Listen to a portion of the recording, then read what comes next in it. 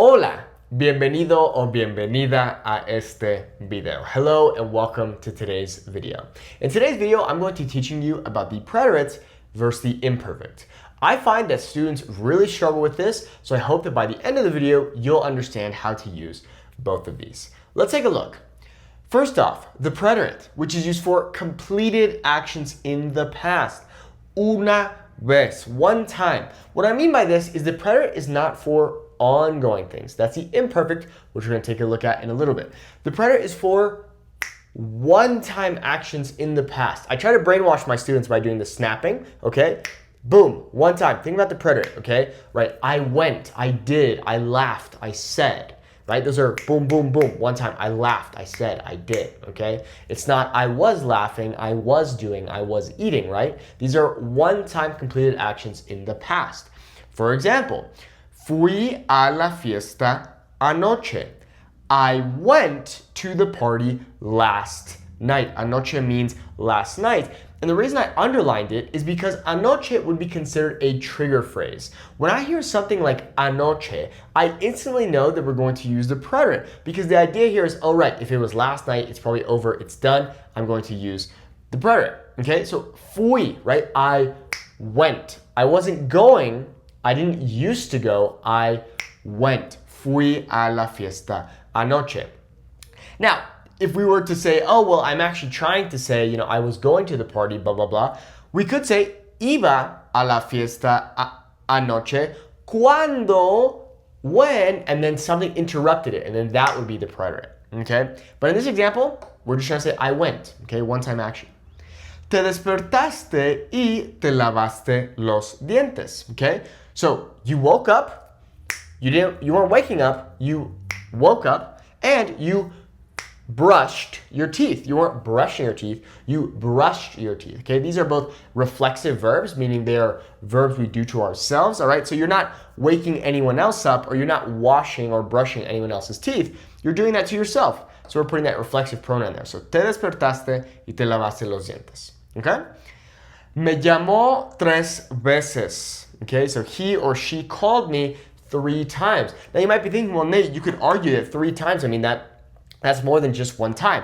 But the idea here is it's a specific amount of times, okay? And once again, they are completed actions, okay? So it's not she was calling me 3 times, she called me 3 times, okay? That is the big difference. Just think of what you're trying to say in English. Do you want to say she called or she was calling, okay? That's the only difference between the preterite and the imperfect, okay? Me llamó 3 veces, okay? So it's done, it's over. She called me 3 times, okay?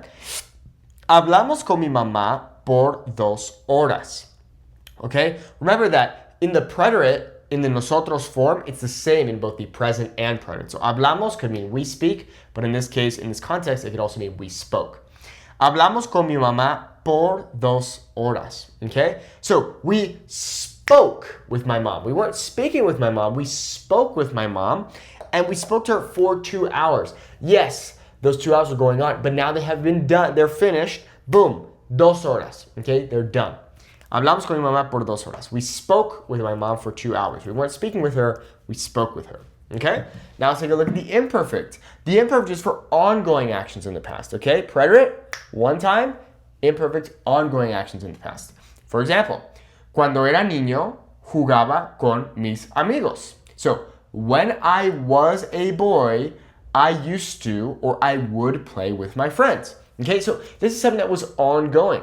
Now, you could argue that I'm not a boy anymore, and therefore I could use the preterite. But the idea here is I was continually being a boy. And in this case, there's no specific beginning or end. So it's not in most situations, we don't know if that thing kept going, and we don't know a specific time that it started. Cuando era niño, jugaba con mis amigos. So when I was a boy. Now, the tricky thing about the imperfect is that it can often take on the translation of, in this example, I was, but can also take on the translation of I used to be, okay? So if I see the word jugaba just by itself, I could translate that as I used to play or I was playing, okay? The translation into English just depends off of context clues. Just depends on context clues, okay? So, cuando era niño, jugaba con mis amigos. When I was a boy, I used to play with my friends, or I would play with my friends. It's not like I played with them one time and that was it. No, I used to play with them, okay? That was an ongoing thing in the past, okay? Ellas hablaban español, okay? They were speaking Spanish, or they used to speak Spanish, okay? Like I said, depending on our context, that could take on the translation of were speaking or used to speak, okay? You could also say ellas estaban hablando español, and that would be literally they were speaking Spanish, okay? Whereas if we just say this, it can kind of take on either translation depending on what we're trying to say. So they were speaking or they used to speak Spanish, okay? A quick note I would like to say real quick. Try not to translate the imperfect as would into English, okay? So when I was a boy, I would play with my friends. Try to translate these as I used to play with my friends. Sometimes the translation of would makes the most sense in our English-speaking brains, but I noticed that oftentimes students will confuse the imperfect with the conditional. So instead of saying jugaba, they'll say jugaría, which is incorrect. For example, yo jugaría contigo si tuviera más tiempo. So I would play with you if I had more time. That's the conditional. That is not the imperfect. So don't confuse those, okay? Jugaba and jugaría are two different things. However, into English, they can both take on that translation of would play. Okay, so imperfect, try to think of it as the used to translation. Okay, sometimes it doesn't always work, but don't get those confused. Okay, I've made a video about that. All right, estaba llorando cuando el teléfono sonó. Okay, so she was crying, or he was crying, or I was crying when the phone rang. Now, it's very common that the imperfect and the preterite play together. So here we see estaba llorando. Okay, this is an ongoing thing. All right, estaba is our imperfect, and this is what we call the progressive. Okay, it's like the ing verbs in English. So crying, laughing, eating.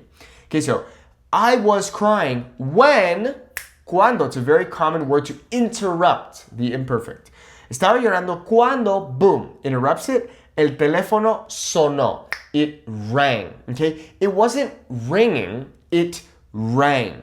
Okay, I could change it. I could say sonaba el teléfono cuando empecé a llorar, or whatever. Okay, the idea here is it's very common. The imperfect will be happening, then it will get interrupted, typically by cuando, and then we'll use the preterite. Okay, so I was crying when the phone rang.